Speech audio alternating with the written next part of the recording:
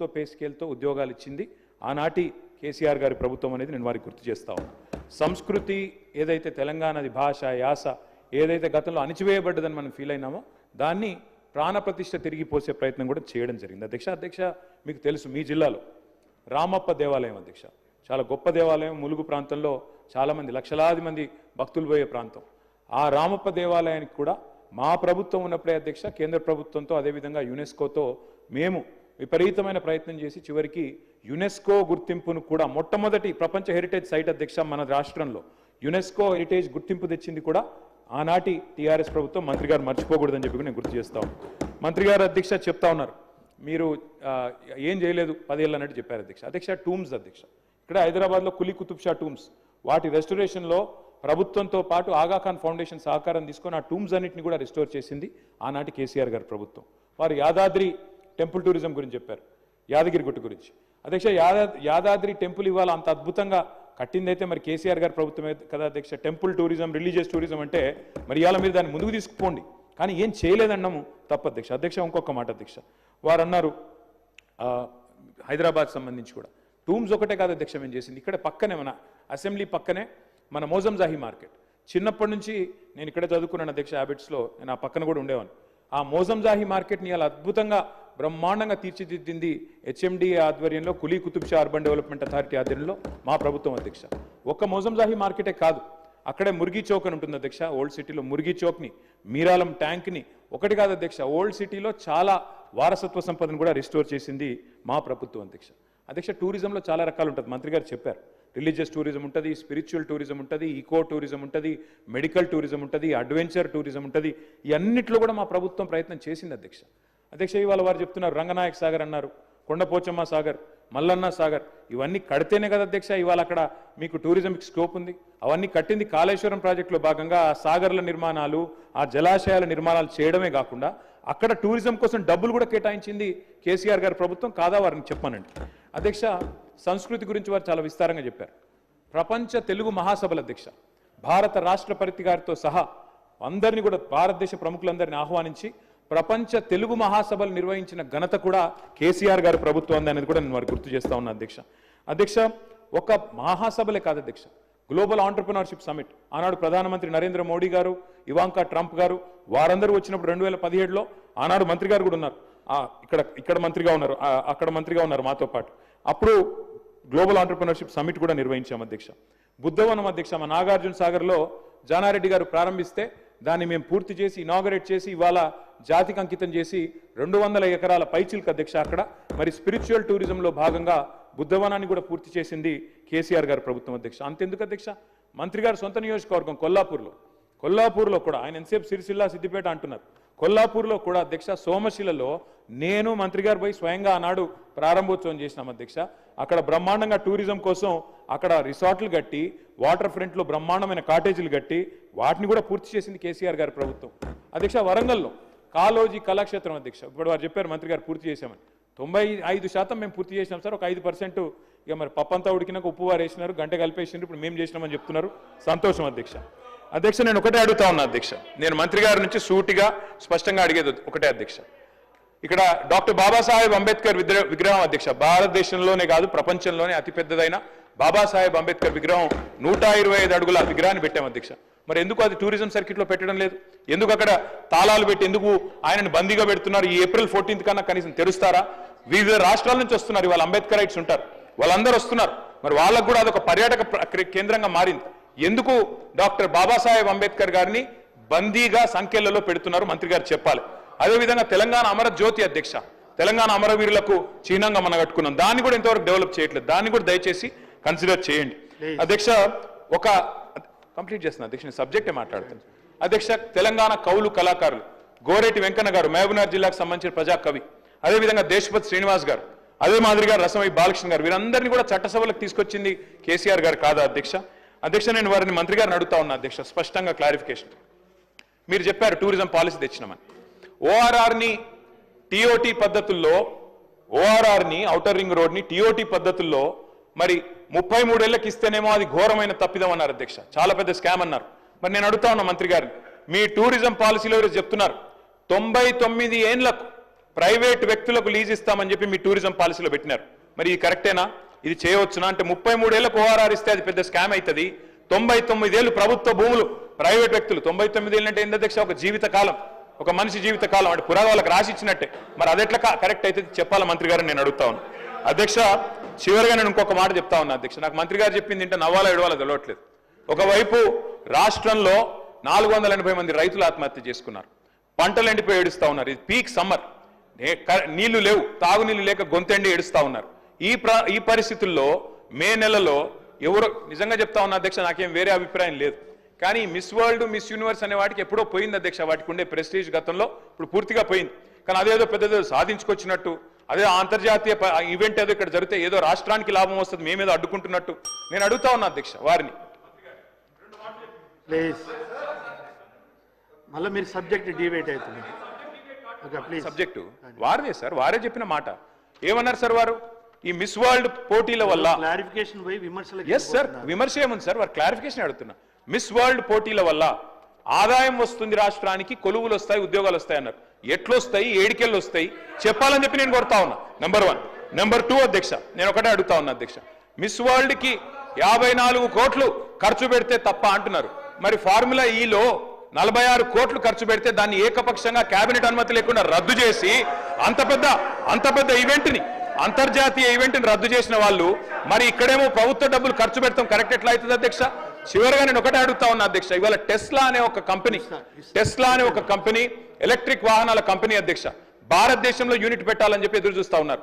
Formula ఈ రద్దు చేసి అప్రతిష్టను మూతగట్టుకొని ఇవాళ 700 కోట్లు మొదటి రేస్తో వస్తే రాష్ట్ర ప్రభుత్వానికి ఆదాయం, ఆ ఈవెంట్ను మూర్ఖంగా రద్దు చేయడమే కాకుండా ఇంకా మళ్ళీ ఈ రోజు ఇంకో ఈవెంట్కు 56 కోట్లు ఖర్చు పెడుతున్నాం, తప్పెట్లయిద్దని మంత్రి గారు అంటే నేను అడుగుతా ఉన్నా అధ్యక్ష, ఇది మీ డబుల్ స్టాండర్డ్స్ కాదా? ఇది హిపోక్రసీ కాదా? ఫార్ములా ఈ వల్ల మేము ఆశించింది ఏంటి అధ్యక్ష? తెలంగాణ మొబిలిటీ వ్యాలీ, మీ దివిటిపల్లిలో అమర్ రాజా బ్యాటరీస్ తెచ్చాం అధ్యక్ష. ఎన్కాతలలో స్పీకర్ గారి నియోజకవర్గంలో 1200 ఎకరాల్లో అక్కడ మొబిలిటీ వ్యాలీ పెడుతున్నాం. అదేవిధంగా జహీరాబాద్ లో మ్యానుఫ్యాక్చరింగ్. ఇన్ని చేసిన ప్రభుత్వాన్ని మరి బద్నాం చేసి ఇలా మిస్ వరల్డ్ మాత్రం మొత్తం కొలువులు వస్తాయి, ఆదాయం వస్తుంది రాష్ట్రానికి అంటే ఎవరిని మోసం చేస్తున్నారు మంత్రి గారిని అడుగుతానో క్లారిఫై చేయాలని కోరుతాం. శ్రీనివాస్ గారు, మంత్రి గారు ఒక విషయం.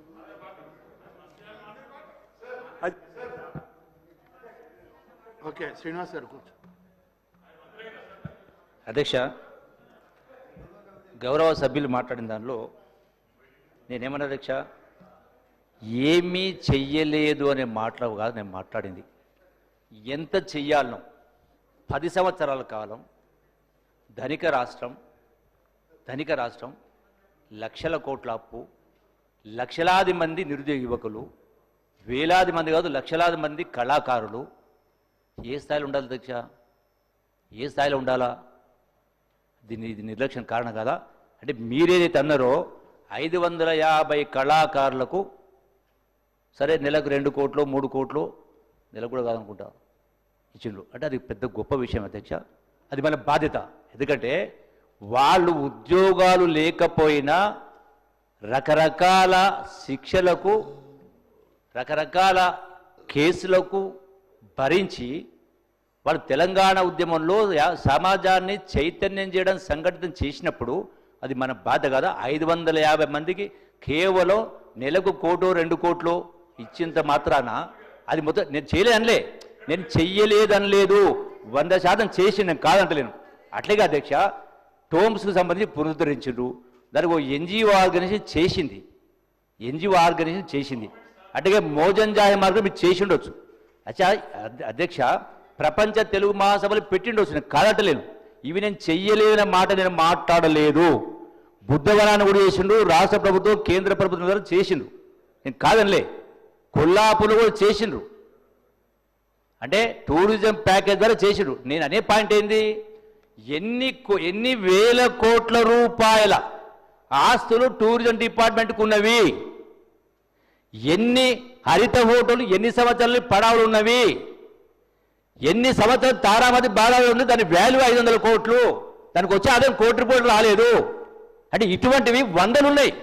అంటే తెలంగాణ రాష్ట్రం తెచ్చుకున్నది ఏ స్థాయిలో తెలంగాణ ఉద్యమం జరిగిందో, ఏ స్థాయిలో వందలాది మంది ప్రాణత్యాగాలు చేసిండ్రు. ఏం ఆశించిండ్రు వాళ్ళు అంటే పరిపాలన కూడా అదే స్థాయిలో ఉండాలి, పారదర్శకంగా ఉండాలి అని ఆశించిండ్రు.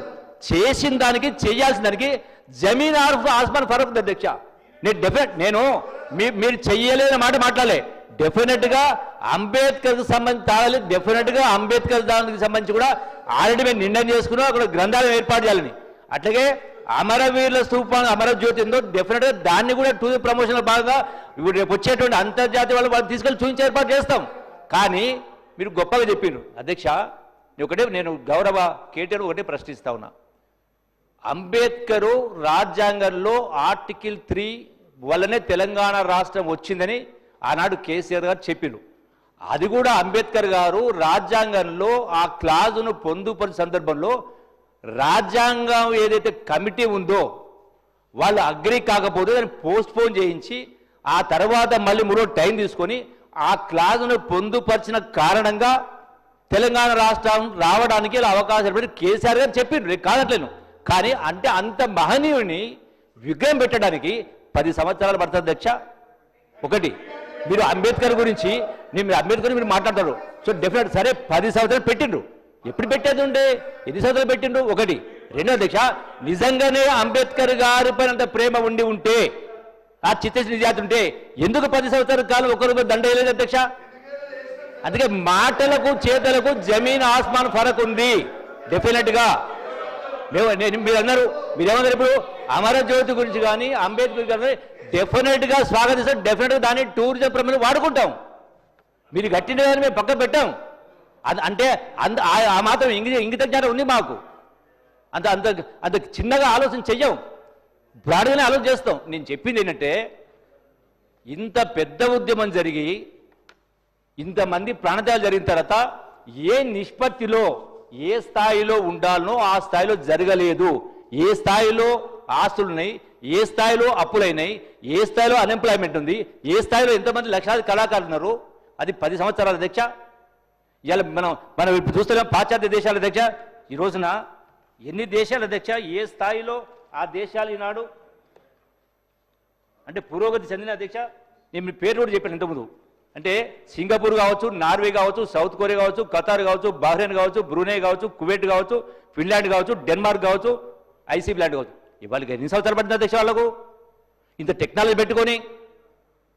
సో డెఫినెట్గా వాస్తవాలు ఒప్పుకోండి. మీరు ఏమీ చేయలేని మాట నేను అనలేదు, అనను కూడా. నాకు ఇంగిత జ్ఞానం ఉంది. ఆ ప్రపోర్షన్లో ఏ ప్రపోర్షన్ చేయాలనో ఇస్ అ నెగ్లెక్టెడ్ సెక్టర్ అని చెప్పి ఇప్పుడు చెప్పిన 10 సంవత్సరాలు. నేను ఒకటి అడుగుతా, 10 సంవత్సరాల కాలమైంది. తారామద్ద బారాదారి 7 ఎకరాలు, దాని వాల్యూ ఎంత ఉంది? దానికి 3 కిలోమీటర్ల దూరం ఉన్నటువంటి ఇతర ప్రైవేట్ సంస్థ ఎన్ని కోట్ల రూపాయలు సంపాదిస్తూ ఉంది? ఇక్కడ ఎందుకు కాలేదు? ఇక్కడ అది నిర్లక్ష్యం కాదా? ఇటువంటి ఎన్ని ఉన్నాయి? ఎన్ని కోట్ల రూపాయలు ఉన్నాయి? అంటే ప్రభుత్వ మన సొంత ఆస్తులైతే అట్లే నిరంతరంగా పెడతాం అధ్యక్ష. వందల ఆస్తులున్నాయి, వేల కోట్ల ఆస్తులున్నాయి. ఎవరి కోసం? నిరుద్యోగుల కోసం కళాకారులు చేయాలి కదా. అది చెయ్యలేదే నా బాధ.